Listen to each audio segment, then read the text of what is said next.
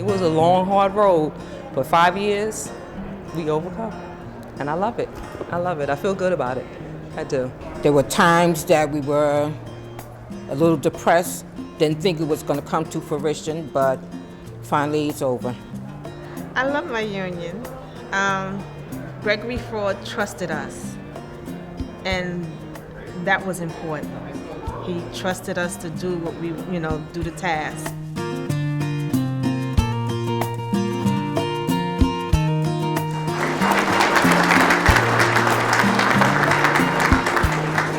We all think about heroism in many, many different ways.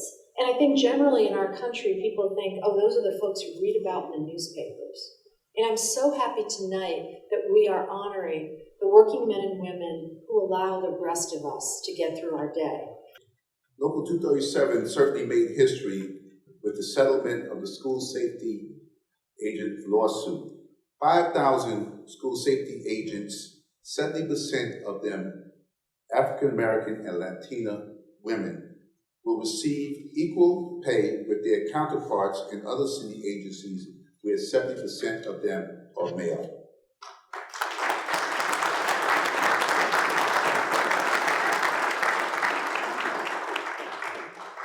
But there would be no celebration if it were not for these three brave women being honored here today.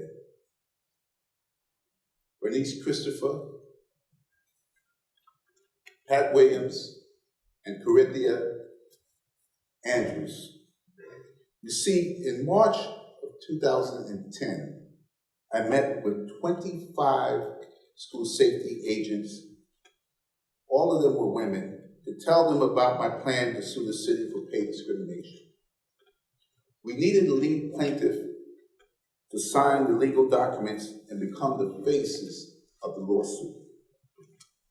22 women walked out the door. These three ladies stood with me.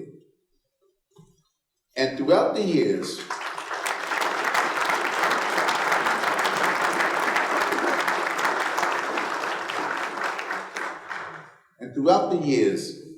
of grueling legal wrangling, these three women were still there. They took time from their jobs.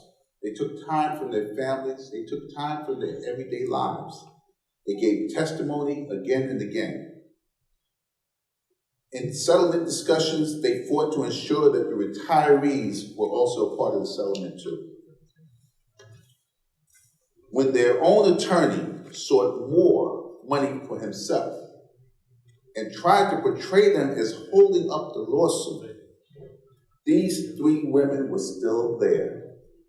In fact, on the last day of their court settlement, when the judge was hearing arguments from the attorney on what he should get, what his fee should be, they impressed the judge because when he walked by them, they were holding hands in prayer. And I know that had an effect on the judge and his decision because they were serious about doing work for the people that they represent and work with. They were not looking out for themselves. In fact, Patricia, Corinthia, and Bernice were not only there to help with the school safety lawsuit for themselves, but they were also there to help me in our struggles to try to inform the membership, which was very hard, on what we were doing, why we were doing it, and why things were taking so long. So I say I could not think of three more deserving awardees in our union because they had the guts to stand with me and they had the guts to stand up. And they took a lot of criticism over the last 5 years. And I want to publicly thank them for their efforts.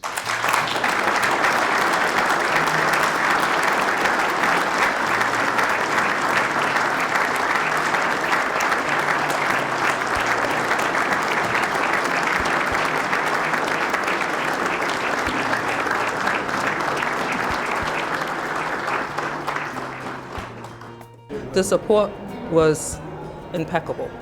The support was there from day one. Greg was there for us one step at a time. Every day he was there. It was a long, hard road, and I'm glad it's over. To be honest with you, I'm glad it's over, and I'm happy that it's over, and everybody else is happy too. We started out with maybe 25 or more women. Then after a while, when they found out they would have to use their own vacation time to take care of business, the list got smaller and smaller and smaller until finally it was just the three of us. The union was there every step of the way, every step of the way. We do the same work that men do, but for some reason they don't think our part is as important as the men, that they should be always ahead of the women with the same struggles. We're doing the same struggles.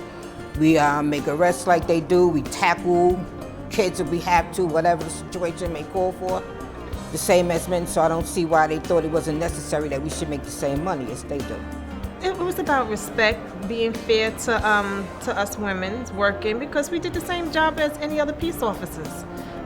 When it comes down to, some of them have other equipments where we have to use our mentality to deal with the kids. I mean, when it comes down to when the kids come in with weapons or they assaulting someone else, we have to use our mind. We don't have other weapons. So yes, it was about equal pay because they was getting paid higher than we were. And the union didn't let us down, and none of the, when we was going through the lawsuit, they stayed behind us on every detail of it. And anytime we needed to speak to them, they was always there for us.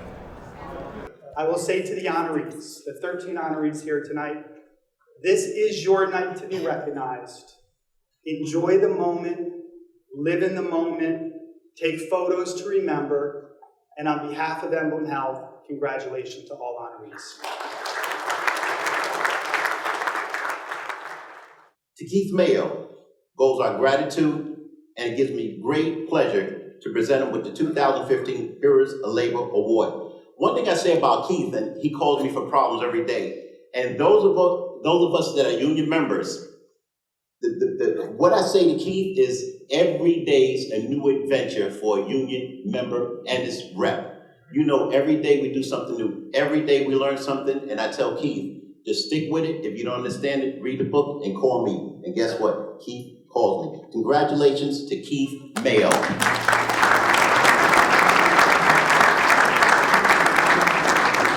It feels good, especially, you know, when the people that's working in the same field as you recognize the job that you're doing.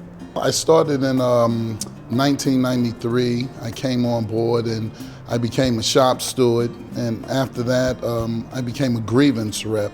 And ever since then I've been part of things like the negotiating committee and making sure members get exactly what they need. When they come on the job, they're new, they don't know, you know, their rights or the protections that so many that came before us afforded them, that I'm just there to remind them that, you know, the union is still alive, we're working for them, and that there is some type of rights that they should be receiving.